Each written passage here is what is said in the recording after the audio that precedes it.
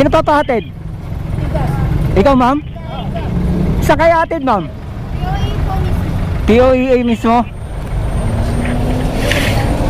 Eto, ma'am. Anong oras ba pasok mo, ma'am?